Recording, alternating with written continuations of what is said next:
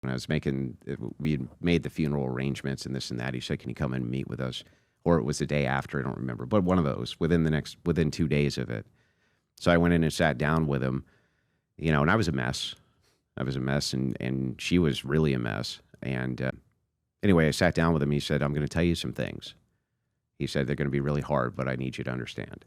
He said, "The first thing is she's never going to be the same, ever. Just never. She'll find a new normal, and the person that you love is still in there, but it's never going to be the same for her. Life's never going to be the same for her. Food's not going to quite taste the same again. The air she breathes isn't going to be as fresh as it ever could be, right? That's just what the new normal is going to be." And he said, "Your job is to take care of all of this so that she doesn't have to. That's your job. So do your job." And I said, "Okay." That's it. That's it. Wow. Yeah, you witness these things, and you see somebody going through it, and it is a very, very difficult thing to go through. And I'm assuming that guy who had that conversation was a cop sniper, you said. Yeah. Yeah, he used, interestingly enough, I was talking to one of your security team members outside. I'm a bit of a gun nut myself. And, we kind of, second I was talking to this director, he was kind of telling me a little bit about his backstory. And I think it was just kind of put me at ease. They were using M1 carbines when he was in the force as snipers. M1 carbines. That's what the police, that's what the police officers were issuing at the time. Open sight. They had no scopes, no nothing. And he had a couple of barricaded suspect situations where he had to take the perp out with an M1 carbine. And I was just like, that kind of blew me away.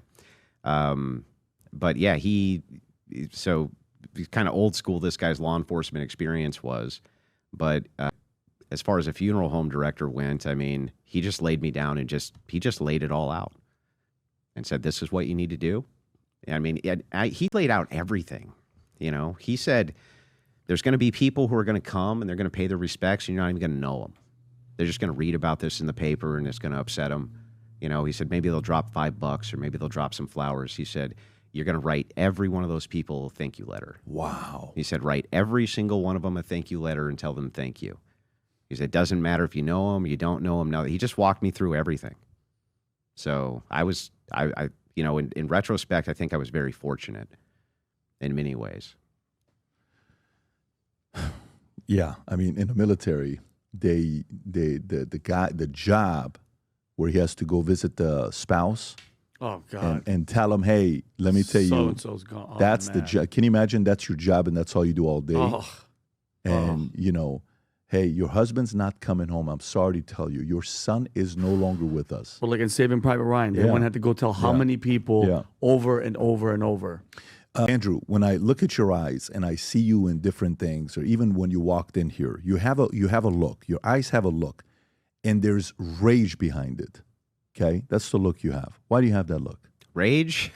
Yeah, you have rage. There is a certain look where it looks, you're skeptical always, and you have rage and a look that you trust nobody. Well, maybe to an extent. In this industry, you can't trust anybody. You probably know that well. I've noted that there have been many hit pieces on you. And the more famous, and the more famous you get, the more there'll be.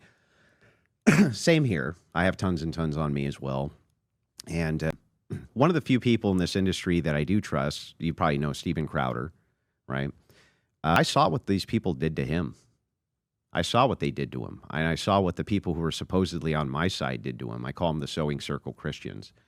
And these people do basically keep me in a continuous state of rage. And the reason why is this. It's like, I'm sure you've heard the Teddy Roosevelt, the man in the arena speech, right?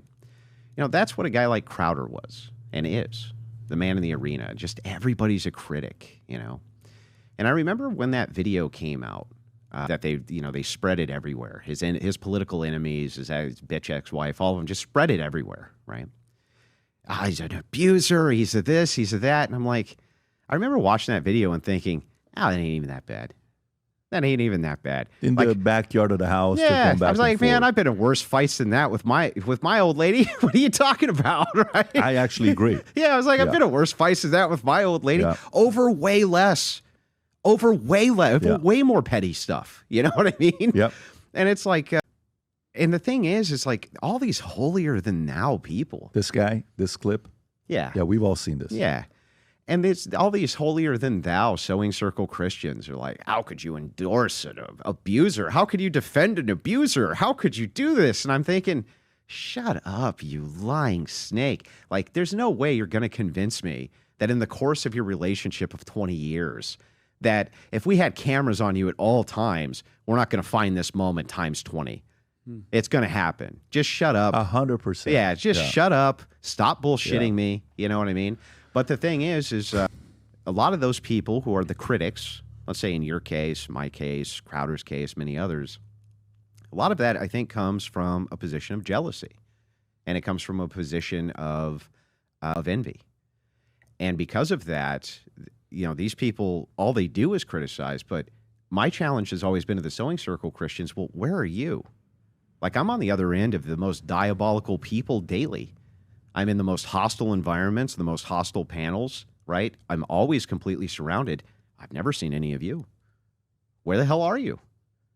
Well, you're siding with our enemies because I'm too mean, or Crowder's too mean, or anybody who defends themselves is too mean. Why don't you show us how it's done?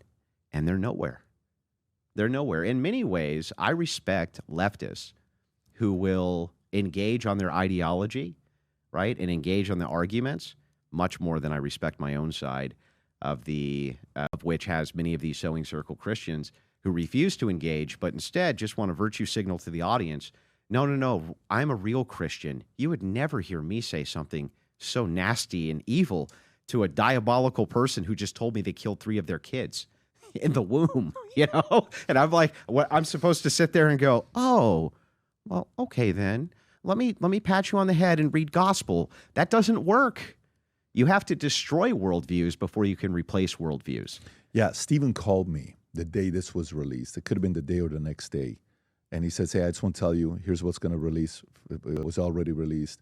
This is what really happened. I'm listening to him for 45 minutes. And the call-in's like this. I said, Stephen, you will never hear me comment on this.